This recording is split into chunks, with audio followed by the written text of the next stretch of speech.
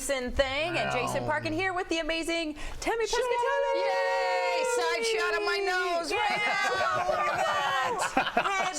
I'm sorry at home. You should put one of those little warning things on. This is emergency broadcasting. Here's her nose for the side. It's a good thing we're 16 by 9 now. Headlining at the Funny Bone. You've been here for a couple of days, and tonight and tomorrow. Got to go see it. Yeah, well, you know, this is 20 years of coming to Des Moines when there wasn't a West Des Moines. When it was just cornfields. That was my first week ever as a professional comedian coming to the Funny Bone in Des Moines. Nope, that's the truth. Yeah, everybody, you guys know the story. I was the Hy-Vee spokesperson for a long time. I did those crazy commercials. I know how it works over here. I know how it works. That's great. Wait a minute, I gotta go on YouTube Love here. following you on Facebook right now, especially with the new Minions movie coming out, and saying you resemble a certain character. Yeah, I got a call from a friend of mine who's an animator, and they were like, "You need to see the next movie that's coming out." And I'm like, "Did you do something to me?" And he goes, "Well, I had nothing to do with it, but it's a woman named Scarlett. Scarlett Overkill, right? Yeah. And it's kind of looks like me, but you know what it is? It's Sandra Bullock is the character, and Sandra Bullock, if you see her before her nose job, looked a little bit. Now she looks a lot better than me at the bank too, by the way. But love that comparison, because as soon as you said it, I'm like, you know, you're kind of. So you said you've been on the road for 20 years. 20 years. What's your favorite city aside from Des Moines? We all know your number one is Des Moines. Yeah, of course, that's obvious. I tell you the truth, Des Moines has really. I love cities that can laugh. Yeah. So Des Moines is always up there. I'm not just saying that because I'm here, because people get it here. They're smart here, but they want to have a good time. They're not so politically. I'm not politically correct. Like, I'm not. If you're politically correct, shut your TV right now, because I don't shut your TV. No, Lou, shut it. I called him Lou because he's sitting in Lou's chair. Okay. So That's all right. No, I did it on purpose. I was prepared to see my friend Lou. I've known Lou for a long time. It's just life of disappointment here. I'm very sorry. Everything that I needed to say to Lou, I'm just going to say to you. There you go. Where's that $20 you owe me? That I believe. You know, he taped something and said, "Give this to Tammy." I don't know what it was. So you like Des Moines a lot. You know, Des Moines does laugh. The audiences, I've known this, one of the first nights I was in Des Moines, I went to a comedy show. Everyone was so excited. They're happy to go to the comedy show here in Des Moines. LA audiences are a little jaded. No, not at all. They're more. No, I don't think that they're jaded. I just don't think that they're there for a comedy. I think they're there to who might be in the audience and might discover them and put them in there. They're so self-absorbed. That is where selfies are from. You know, like they're like, oh, everybody's. Exactly. If you have more than 17 selfies on your Facebook page, then even your friends know you're a moron and don't want to hang out with you. That's the message. Speaking of Lou, speaking of Lou, you know that's like all he takes and puts on his Facebook page. We love Lou. We miss Lou. I wanted to tell you this. This is or Brent, you know, whatever we need to do. No, I'm saying it on purpose. You're missing the joke, Brent. I know that's your name. I'm telling you some things that you're going to tell Lou that I said to you. I've got a pen. I'm taking I know notes. who you are. They made sure that they told me. I'm not stupid. You got fully briefed. You're standing in a hole, son. Everything's going over your head. He's not listening. He's just not. Forget it. Let's not talk to him at all. Then. You and Lou have been friends for years and years and years. And what I was going to say is, you tell Lou this. Tell Lou. I don't even know what I was going to tell Lou by now. No, but you know what? It's funny that Lou actually is somewhere right now. Not watching the show, so we're going through all this. He's make sure sleeping. He's probably not. I'll segment. bet he watched the first hour of the show. Well, he's over in Newton. We got to send you over to Newton because he's. Oh, there's a storm shelter. I'll be there. Trust me. Last time I was here, there was a snowstorm and a tornado. Oh, that's Remember right. That? Really? It was the craziest weather. Then when there was a rainbow at the end of the night, got all the seasons. And everyone's in. happy. It's just God saying, I was just playing. Yeah. We're all done. We'll He's wrap over it up at in a Newton nice doing bow. the racetrack. He said he would tune in when he can, but I'm sure he's going to tune in to see you. Good friend there. That we're glad you're back in Des Moines. 2 shows tonight, 2 shows tomorrow. Des Moines Funny Bone over in West Des Moines. At the Funny Bone. Roski. I know who he is. Headliner of the Funny Bone. You're here until when? A couple more nights? Yeah, tonight, tomorrow. That's amazing. Very See excited. how you don't pay attention? She just said it. What I'm doing is Don't I'm you air reiterating. check? So Don't you people air know. check? Now they know you're here tonight and tomorrow. It's called, you know, we got to reinforce this information. You know what I'm saying? Look at these two. They've been wanting to say it to you for a long time, but here I am. Thank God she's here. The Olympics. And because of that, we got the movie Jim Cotta. Right? Yeah, thank you. See, Tom knows. You look it up. The things that come out of your mouth. Use your Sometimes the Speaking of Olympics and sports and movies, have you seen the Dennis Rodman? Dennis Rodman goes to Pyongyang, where it's the documentary of him going haven't seen over it, to no. North Korea. Okay, yeah. Oh, you have to watch it. You have, because he almost got a whole bunch of people killed. Really? It was crazy, and they were just sitting there. They were just looking because he had a little bit of an alcohol problem. That's the truth, and he had a meltdown at a state dinner Rodman did? in North Korea. Yeah. Oh boy, it's crazy. Because he was supposed to be like our relations. Yeah, over and there. he was like relations, like my relations. Like, you know, the one uncle that comes over and drinks too much and starts telling everybody about themselves, and you're embarrassed in front of your friends. Only he did that in North Korea. Right. Yeah, they don't mess around. The former Minister of Defense of North Korea fell asleep in a meeting. They shot him the next day. Yeah, you have to And be careful what you do in North Korea. Tammy Pescatelli here. Yay. Funny Shut Bone up, headliner. 2 shows tonight, 2 shows tomorrow. And guess what? We have tickets we're going to be giving away as well. So make sure you call in to our station for a chance to win. 515-283-2323. 515-283-2323. It all goes together to win tickets to see this very funny lady tonight. So glad to have you back. Am I saying it right, Pescatelli? Yes, you know it. Pescatelli. Yes. You There say you it 4 go. times, and I'll show up in your living room. Click your heels together. Say it 4 times. There you are. Boom. So glad you're back. How's life been since the last time we've seen you? A little crazy, good stuff. I've been touring around with Jenny McCarthy. She has a show. Well, she has a radio show. They have a TV show. But Wahlberg. yeah, right. And that's been fun. I did a couple episodes of that. That was fun. And you know, it's weird to have like your boss be Donnie Wahlberg. Like we went and did a live stand-up show in Boston, and he was with us. And being with a Wahlberg in Boston is probably like being with the Pope in Rome. Like, it was so crazy. People were just, it was insane. Hey, Donnie. Hey, Donnie. Yeah, they're cool people, but I'm not dirty. You know, I don't, you've seen my, you know, I'm not, so I just trick them when I do those shows. I do my same act, but I swear a lot. So no one knows. Trick them. I don't do, like, I can't talk about that kind of stuff. Like, they talk about, all, you know, all this whole society's gone crazy with sex, like all the threesomes and the, I said, We're please. so obsessed with our genitalia. This Yeah. entire society. Everything's know. Not about on this family-friendly show. Well, but it's just a crazy life, and who wants to talk about that? You know, I'm tired. I would never do anything like that. If there was another woman in our bed, I'd be like, I got things to do. Can you cover me? I'm gonna go get something done. Who wants that? It's one of those things like where nothing can't be talked about anymore. Like everything's open for discussion. Yet we're so politically correct that it's like if you say that You can't shame anyone. Right. You can't, you know, I don't even want to say the words. You can't fat shame. You can't some shame, you know, behavior. Like but if you act like that, what happened? Why can't I say that? Why there is no pride anymore? I want to run for president just on the pull up your pants platform. How about that? I'm tired of seeing these young boys' butts all the time walking around with their underwear hanging down. I think there's room on the GOP ticket if you want to. Trust me, There's only 17 candidates right now. I've been approached by the RNC before, and next week I'm in D.C., so you never know what could happen. Could heard be the it here first time. first, folks. What if I wanted to run for president? I have common sense. Maybe that's the time. Maybe I don't have the political background, but maybe it's time for common sense anymore. I like it. Right? I'm tough. When's the last time you want to have a woman president, but that's because you think they're nice? How about me? I'm tough. You ask anybody who ever messed with any of my family how it worked out for them. You want ISIS gone? Call me up. I'll make sure it happens. I got uncles that could ride big wheels over there and take care of that like this. Done. So I assume by the Hope Diamond on your finger that you're married. Oh, yeah, of course, yes. It's not a hope diamond. It's a, you know, listen, the funny part about life is I'm not a girly girl. Look, take a look at this. You want to see something? I like Take a that look at bracelet, this. yeah. This is What is that from? my son's X-Men bracelet. Isn't that cool? Isn't that cool? And then the older I get, it's easier on the road just to dress like Ozzy Osbourne. Right. so it's easier, just all black and a little bit of leather, and you're done. So is your house like mine where the husband has no power at all, or how does that go? Oh, no. In my house, he thinks he has power. That's the difference. She's not doing the right. You think you don't have it. My husband, I married the hot kid from the slow class, okay? Because I already was established in my career. I didn't need him to do anything but look good and guard the perimeter. That's all I needed from him. So.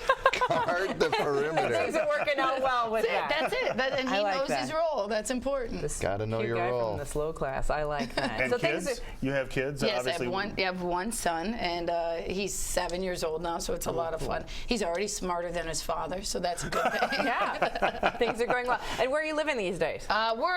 We left LA. You did? Yeah, my husband's from New York. We met in LA. I'm from Cleveland originally, and we were going to stay in LA. I was 7-8 months pregnant, and it was beautiful, like 72 degrees, and I thought this is going to be amazing to raise a kid here. And I'm walking down the street, and a man walked by in a 3-piece suit, a briefcase, and a Superman cape, and I was like, we got to get the heck out of here. This is not the family values I was looking for. Put them around crazy maybe it was people, Clark it'd be Kent. ours. Yeah, Pennsylvania. Sure. We did that TV show. I told you about that TV show we That's did right. from Yep. Stand Up Mom, and that was the whole point of the show, was just leaving LA, moving to this small town to bring them around my family, who I had forgotten how crazy they were until. So we moved my whole family to this town, and they're still there. Raising still there. kids in Los Angeles is a whole crazy thing because the kids are, one's dad might be Steven Spielberg. I mean, my friend's kid is with the class Megan Fox's kid, and they're like, why do they have a Lamborghini? Why don't we have a Lamborghini? It's just totally different than normal conversation. Well, grateful that you're coming back to our station today and Thank saying you. I love you hello. guys. You can go see her live, but the Netflix thing is exciting too. Yeah. You are always doing something, especially when it comes to shows. Well, you kind of have to. Yeah. To stay relevant in comedy, especially, you have to do something. So my special on Netflix is called Finding the Funny, and it's actually was one of the top 20 downloaded specials last year. So I'm hoping for this year, but then I'm going to do a new one soon. So how does that work? If someone downloads it, they give you like a nickel or something? How does that go? No, I'll see none of that money because the production company will keep it until for odd and for night. I mean, there's always some bill for paper clips, so I'll probably never see anything. But the idea is that everybody laughs, they watch the special, then they come out and see me. See you, and yeah. hopefully, Gotcha. you know what I mean. That's really what you get money at the top, and then they say we'll pay you. We'll pay you on the back end, but you never. That's. Never They seen never. Those checks never arrive. Never. Then you're billing 17 people. It's it's the same no matter what job you do. There's always somebody trying to take a piece of your money. I'm sure if I was tossing newspapers in the morning, someone would go, well, "Hey, you owe me for rubber bands." So it's just that craziness. But keeping busy, you're on the road, coming through Des Moines, doing lots of great things. I have to. That's where I get my material. It's called Finding the Funny for a reason. Because every day you wake up, something crazy happens. So I think instead of people get depressed and they get anxious, if you just figure out a way to make it funny, you don't have to be sarcastic. It takes time sometimes. But last night we saw the pictures of the guy who that killed the snake. Right. 15-foot Big old snake. 160 pounds in Missouri in a neighborhood. Had eaten 2 dogs, not funny, and like a bunch of chickens, which makes me laugh because I just picture chickens running around it's a neighborhood, right? But funnier to me is that there was a guy who reported seeing the snake about a month ago, but nobody believed him. Oh no. Because I said, can you imagine? There's always that one guy in every neighborhood that's, kind of a little bit off, the drunk. And it was probably that guy.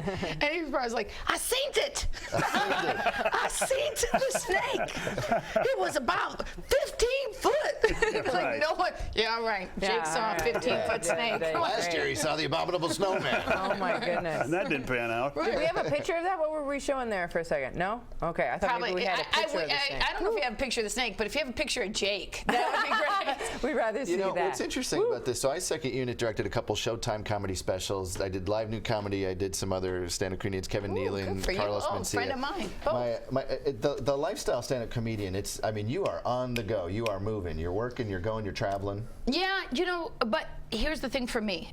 By the time I had my son, I think I was somewhat established. I mean, I knew that I would work forever as a comic. Right. So, I may not have the TV shows or this, but I will forever now work on a stage, okay? Right. So once I had him, then I'm able now to kind of somewhat pick and choose what I work about 10 to 14 days a month. And then when I'm home, I'm off. There's no makeup. There's no, you know what I mean? I try to just be my son's mom, my husband's wife, and give him a break from guarding the perimeter. You know what I mean? Like that's, so I try to balance it out now. I don't think I could have done that early years. Like early years, there would have been no way I could have been a wife and a mom. Well, you had to be out promoting yourself. And Yeah. Well, and not only that, what I like, we talk about LA comedy clubs. I went to a lot of them. We were doing those shows, and after the show, if you are a coming up comic, which you are not, but when you maybe were, after the show, now you're hustling all the people there. Hey, did you like the show? Can we meet? Kind of, looking for. I was never that guy. I don't know. Well, a guy. First of all, I was never that guy. So, and I probably won't be. But I could have a show on E if I was. Yeah. But no, I think it was different. There are people that have that path. I was pretty lucky that by the time I moved to Los Angeles, I had already been working for 10 years as a comic. So I moved there. I got the Montreal Comedy Festival, so I got an agent and a manager right away. I was blessed in that respect. But then, you go to the comedy show. It's fun to see people, that are huge, just become just huge. Kevin Hart was a friend of mine, and we used to just hang out in the parking lot talking about, boy, this really stinks. And it still does for me. But for Kevin, it's a different. He's found different avenues. Right. So do you get material mostly from headlines or just meeting people during your travels? I'm an observationist. I watch people all day long and then talk about them on stage at night. That's it. I think every day there's something. We live in such a politically correct society that it annoys me, and I have nothing to do but talk about it. Like the sharks. The sharks are attacking everywhere. Everybody. There was another shark attack here recently. Really? Just yes. First of all, now, if you take your family to a beach and someone gets attacked by a shark, and you should be charged with murder, because it's no longer a coincidence anymore. That was a premeditated attack, right? And I said on stage the other day, I said the way to avoid shark attacks is to swim with a buddy. So then that way, if a shark comes up, you can shove him and shove the shark and get to the beach. Well, this lady, and politically correct, it's a joke, obviously. It's a joke. Disclaimer, joke, comedian. This lady gets upset. Probably had a little bit too much to drink, right? Probably hanging out with the snake. And lost a brother to a shark attack. So she was upset. She said, I don't think that's funny. How would you feel if someone in your family got attacked by a shark? And I paused for a moment, and it got silent in the room, and I said, depends on who. There's certain members of the family I wouldn't mind so. Do you get that quite? Do you have to deal with hecklers as a comedian? Oh, sure. Comedian? I had a famous incident where I had a whole, not just a glass of wine, not just wine, like a whole glass whipped at my head in the state of Florida. And it cut my head and everything, and the cops refused. And I'm a huge police supporter, but the cops refused to arrest the woman because they said, I antagonized her, which I didn't. They have the footage of it. And we had to work very hard to get the prosecutors to actually, I don't need anything. I wasn't trying to civilly sue her or anything like that. I don't want her money.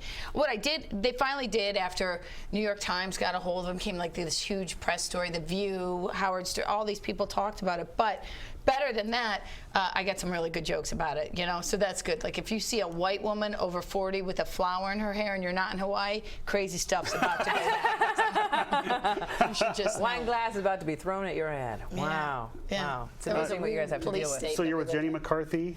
Sometimes we go on tour with her. Sometimes I'm like here for a week by myself, and I just keep going back and forth. What do we not know about her? We think of her, I think of her in Playboy, although of course I've never seen it. Just the articles. And the vaccination thing, and what's she like to work with? Well, that I will tell you, she's really smart. She's really smart, and she's absolutely beautiful. Like I used to think that those women in those magazines were completely airbrushed and stuff, and this woman is flawless, and she's a regular mom. Like, you know, it's not so much about, people get all caught up in the whole vaccination thing. And Right. that wasn't really what she said, because I did some due diligence, because people kept saying to me, hey, what about this, what about this? And then I realized that Amish people are scarier, because they show up at Walmart with no vaccinations ever, with smallpox and whooping cough. And I have to, like, I can't even take it. And you're not even paying taxes on top of it. Get the hell out of here. Well, you know, what I've learned is that people, you know, Jenny McCarthy, you know, she comes off as, oh, I just got lucky and got famous. It's usually not the case. A lot of hard work, a lot of thought, a lot of Yeah. strategy goes into this. You just don't fall into success in entertainment. Yeah. It's a very Or long to road. continue to stay at that level. Right. You know what I mean? Now, lots of people can become famous. Nowadays, you can become famous over everything. Look, there's a girl from here that was a teen mom, and their way to stay famous is now do, you know, bad things. And